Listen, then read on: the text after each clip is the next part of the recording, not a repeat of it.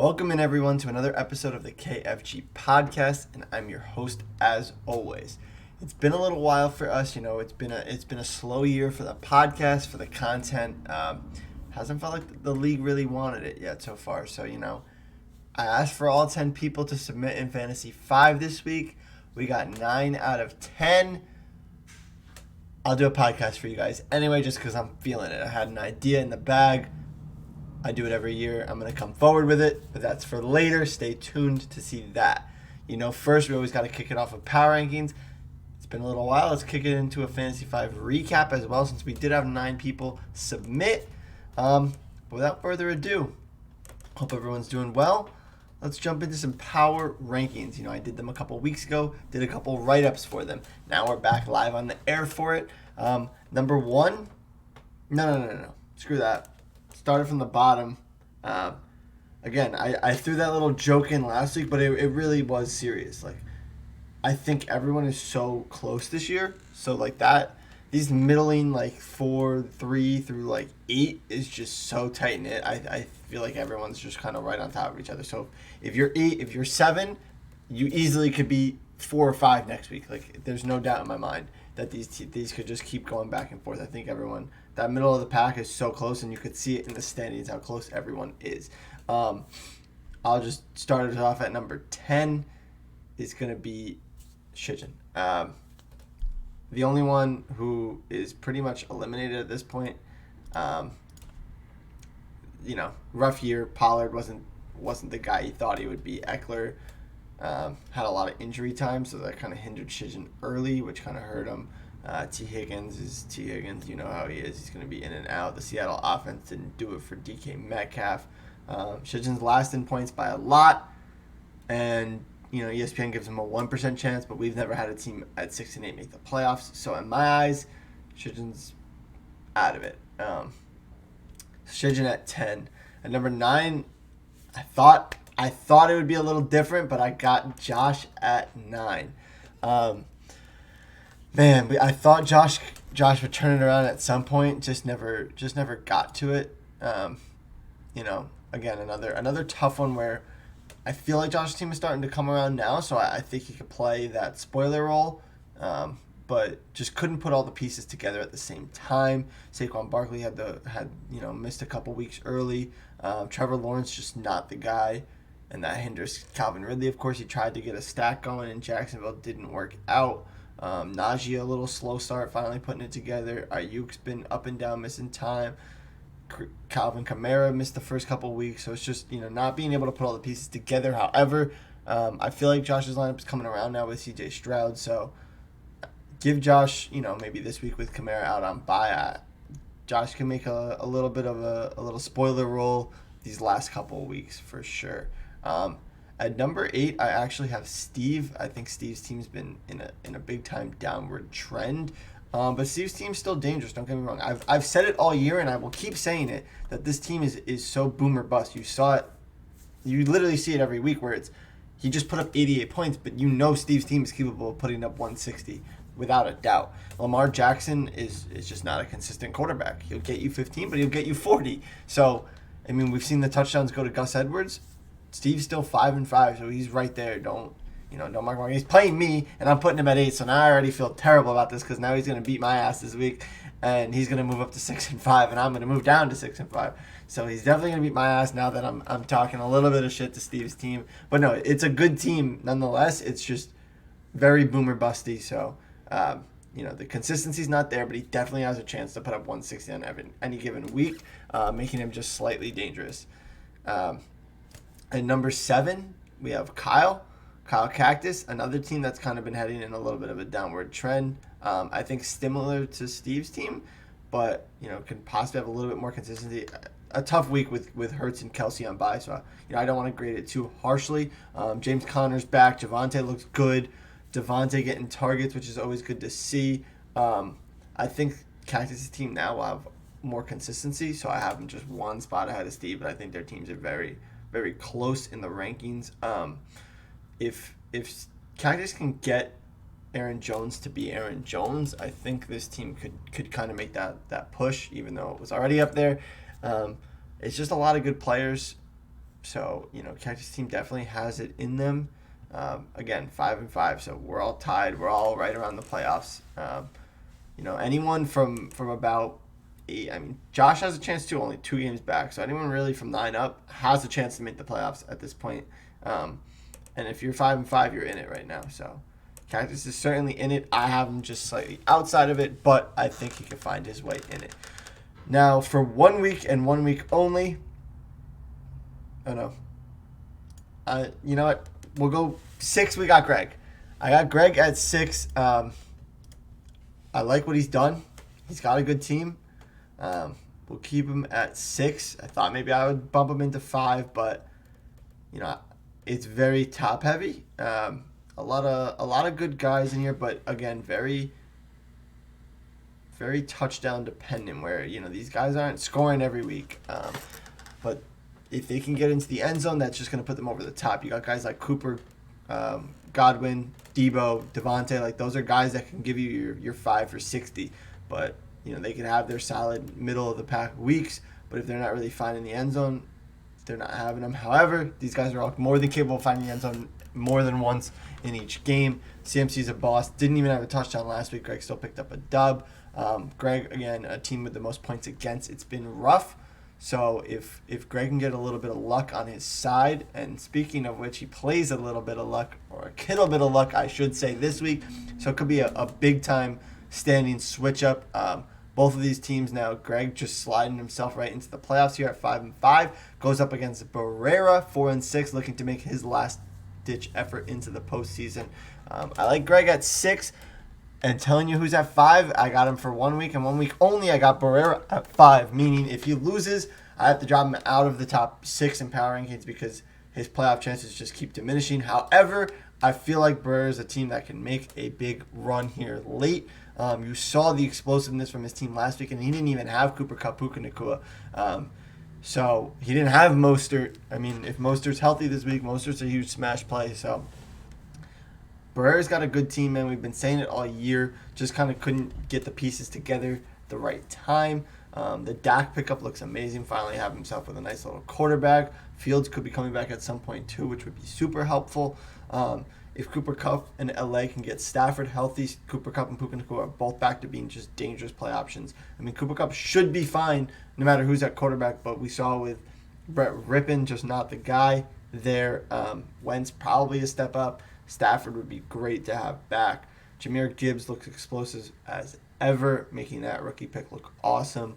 And I mean, what more to say? Barrera's team is good.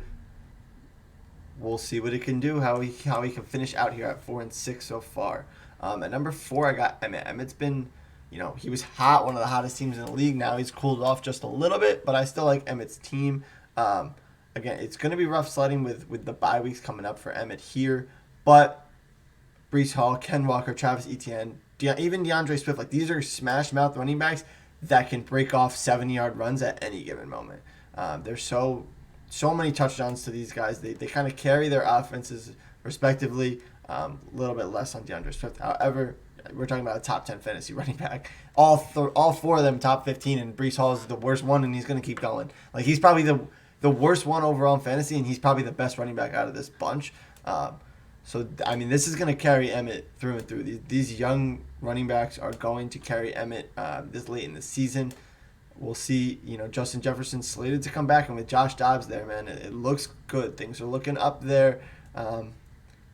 So I like Emmett's team, even though it's been a little, hot and cold for him. I expect him to kind of turn things around and bounce back into form. You pick up a slightly easy win on a bad week is always a good thing for him. So I got Emmett at 4.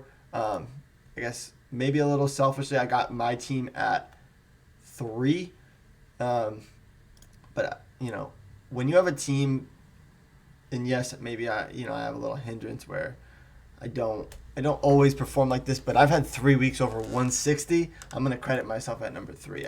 It just means my team can do it at any given time, and it usually comes on the backs of my Chargers stack.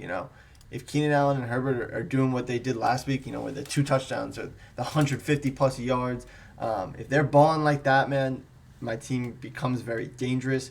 I love my wide receiver room. Garrett Wilson's finally picking things up with Zach Wilson. The touchdowns haven't even come, and he solidified himself as a top 16 wide receiver this year, top 20 wide receiver this year. So I'll take that. Obviously, I picked him to be a top 5 wide receiver. I'm not getting that, but I'm still getting great performances, and the emergence of Keenan, Mike Evans, those guys kind of help carry. I think Bijan, we saw him last week get the ball from Arthur. I know it's tough to trust, but if he can keep getting the ball, that's going to be dangerous for my team. I'm missing another running back, but Kyron's still slated to come back hopefully soon, possibly eyeing next week as a return, which could be huge for my team. Get a nice running back too back into the mix. You saw how he carried the ball early. Hopefully I can get the same, but I think my team's solid still. Nonetheless, I'll keep myself at 3. And then you got your 1 and 2, and I think you could go either way. I'm going to give Bartis the edge at 1, so that means Drew at 2, but man, Drew's team is scary. You got Jamar Chase and A.J. Brown. Hawkinson now getting all the targets from Josh Dobbs. You saw how Josh Dobbs hyper-targeted Zach Ertz. Hawkinson's way better, going to do way more with his touches.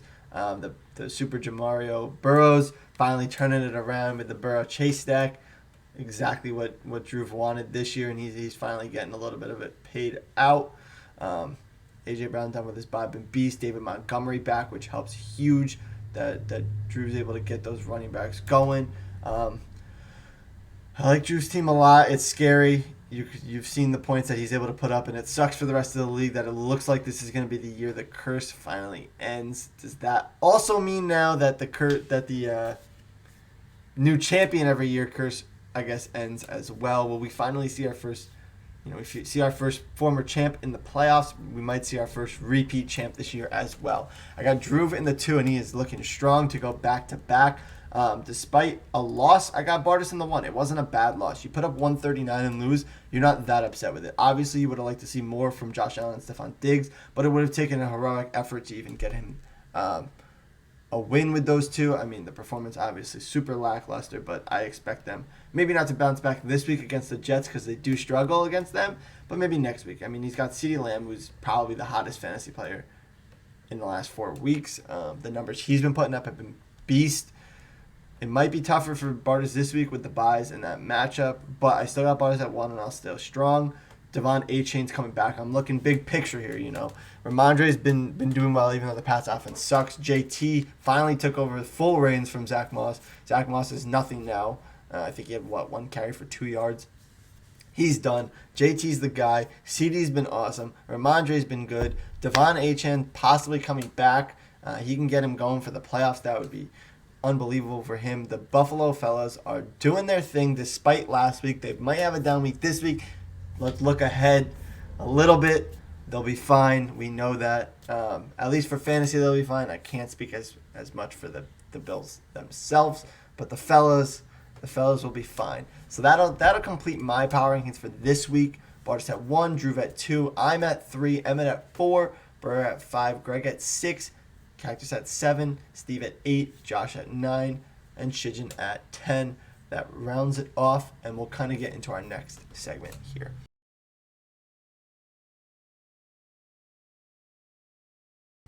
All right, getting into this next segment, we got our Fantasy 5. You can see this way. I put out the little standings from Week 10. You want to see who did the best. Bang. So from Week 10, we had 9 out of 10 people submit. You could see the only person that hasn't submitted is the only person that had submitted 1 all year. So, Brer, what's up, man? Let's get a little Fantasy 5 action going. And, it takes 2 seconds. Fill out who you think's going to win.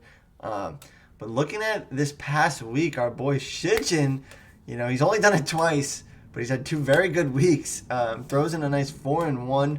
He was actually the only one to predict the me versus Bartis upset. All 8 other people in the league, including myself, thought Bartis would beat me. Didn't happen.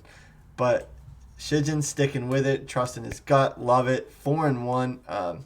Oddly enough, Shijin is actually the best percentage-wise on the year now, 7-3. I think we have a minimum game requirement, though I'm not sure, a 10-game sample size is enough to crown him the champ. But nonetheless, everyone with a solid week at 3-2. You saw Drew and Greg at 2-3 and Steve at 1-4 this past week with everyone doing it. Sorting just by percentage, You see Shajan at the top, obviously Josh in third, two guys that haven't played enough to really qualify. Bardis, our Fantasy 5 King himself, with the best percentage despite missing a week. There's only 4 people that have not missed a week, and that is Kyle, Drew, Emmett, and I. We'll get a participation award just for showing up week in and week out, as long as we can finish the year strong, submitting. Bardis, though, with the best percentage overall. You see only Kyle and Drew above 50%, then Steve, Emmett, and I down below 50%, as well as Greg in last place with 5 weeks submitted. So, strong enough to count, I guess, for now. I'd say about 50% feels like your minimum requirement, at least, to participate and stay with it. But yeah, we'll submit week 11 this week. Hopefully we can get all 10. If everyone keeps answering, I'll keep producing episodes for you guys. I want to see you guys participate just as much as I want to participate. So, what you guys put in is what I'll give back. So let's do it, and let's get into the special segment that I wanted to do for you guys this week.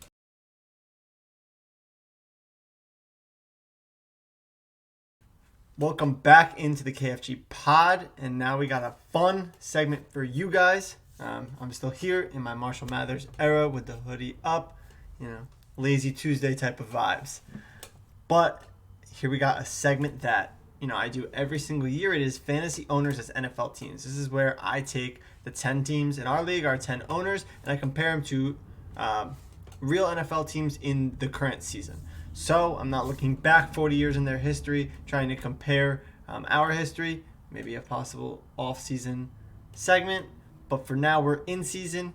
We're 10 weeks in. Let's compare how we're looking in 2023 to an NFL team that kind of corresponds to how you've been looking as well. And why not start it off here with the Lions? What are the Lions? The Lions are now, I believe, 7-2. They've been balling this year. Their offense looks great. They've had a few down weeks. Not a problem, though. They look great this year. Look poised to make the playoffs for the first time in a while. But it's a team that, they've never won a playoff game. So they don't know what it's like to win. A lot of people are like, okay, are they serious this year? Is it contender or is it pretender? And, a lot of people say that about myself. So, that's where I'm going to start. I don't make the playoffs, or I do make the playoffs, but, I haven't won much. And by much, I haven't won anything. Just like the Lions haven't won anything, I'm looking for that first playoff win, that first ring to put under my belt. Much like the Lions, it's going to be a very similar celebration if able to win something. But, this is a team that's been hot. I'm 6-4. I started the year hot. The Lions started the year hot. Maybe a couple losses in there. No biggie, but the offense, one of the best in the league when they're flowing on all cylinders. So I got myself as the Lions.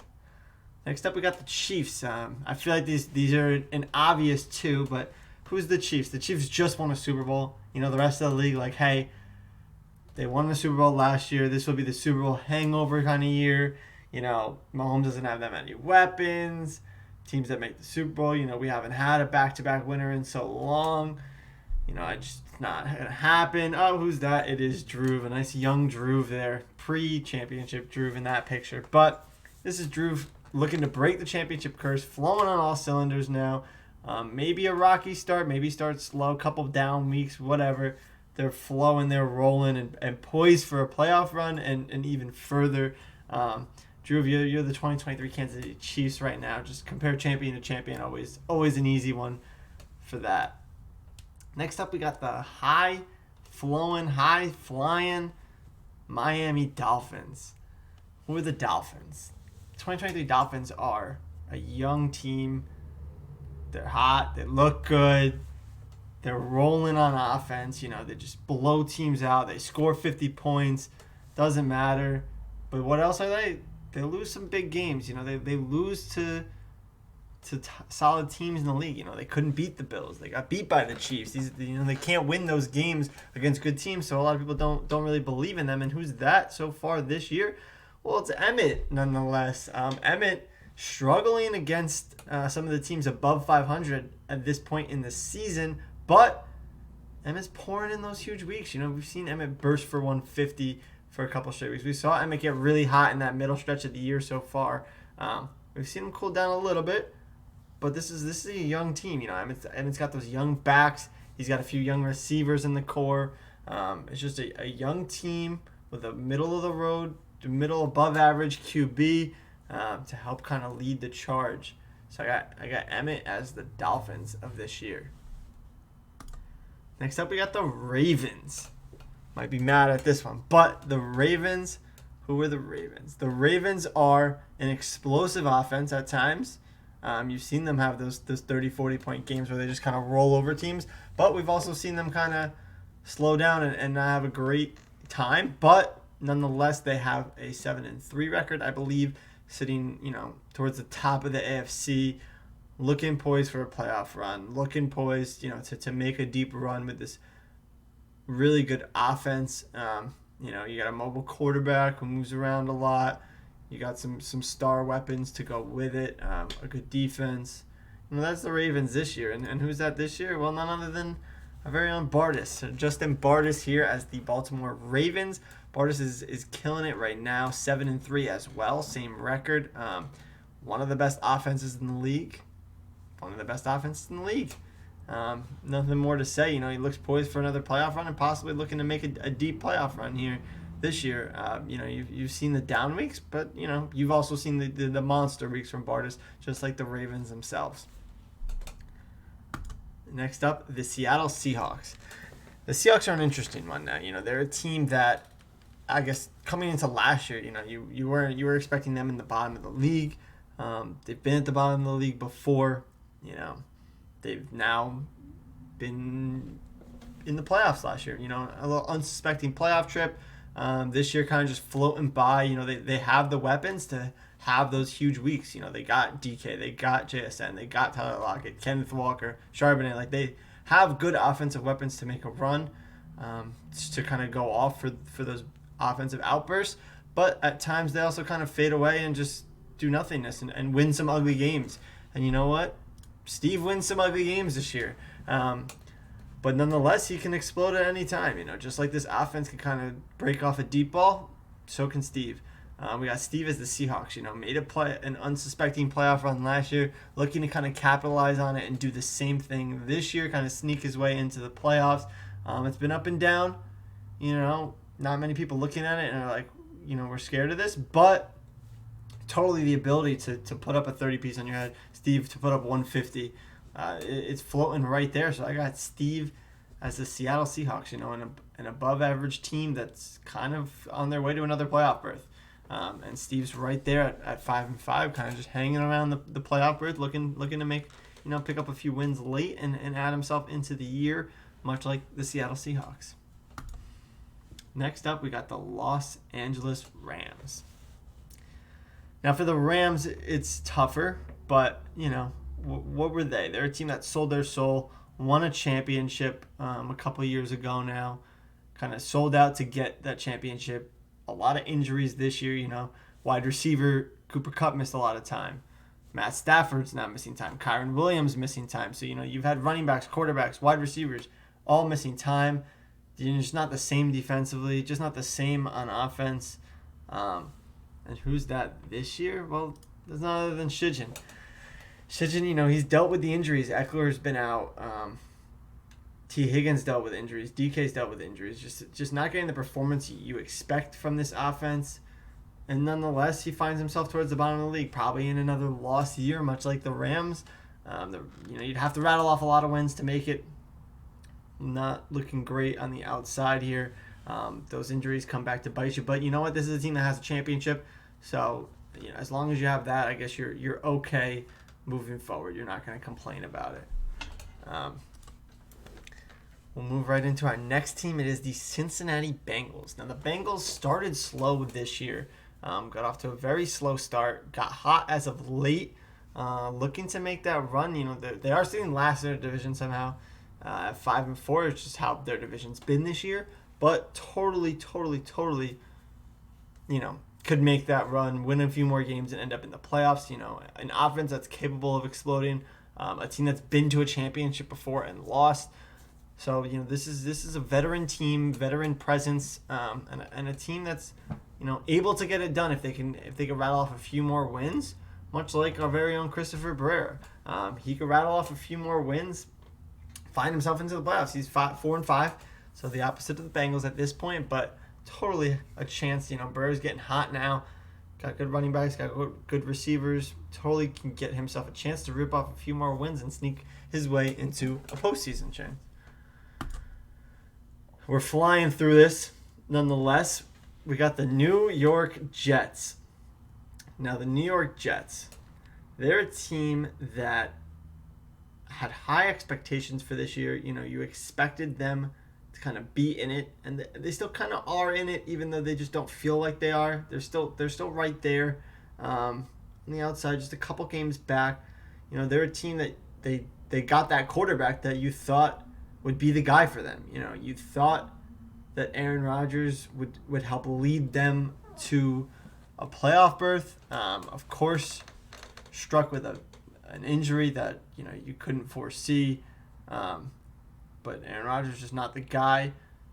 Bouncing around at quarterback with Zach Wilson. A little bit of a disappointing season so far. Even though every week you kind of expect them to be in it. You're not winning pretty. You're not, it's just, but they're in every game. They're not getting blown out. That's Josh Warren this year, and the nice Giants blue up there. Well, he's in a jet green now in this year. We got Josh as the Jets. Josh thought Trevor Lawrence was going to be the guy to help lead him there. Just wasn't the guy. You're not that guy, pal. But he didn't do well, and that's kind of hindered Josh's success this year. Because of that, Josh has found himself 3-7, 4-6. Sorry, 3-5, 4-6, something around that area. 3-4 wins. Josh on the outside looking in, not mathematically out of it, but not feeling great. It is 3-7, I believe. So on the outside looking in, but not out. Only a couple games back. Just if you kind of put something together. Josh hasn't won pretty this year, but he might be able to rattle off something here. But it is looking like a lost season for the Jets. Is looking like a lost season for Josh. Even though every week we're like, hey, we think Josh could win. He could bounce back this week. His team's better than the record shows.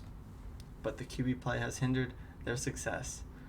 And not to come down to our final few here, but the Los Angeles Chargers. Now, it's a team, an explosive offense, an explosive quarterback play, explosive running back, some good wide receivers to pair with, some veteran presences throughout. That's what the Chargers are this year. But you know what they don't do? They don't play defense. You saw it last week. They just put up 38 points and lost. Sounds kind of familiar.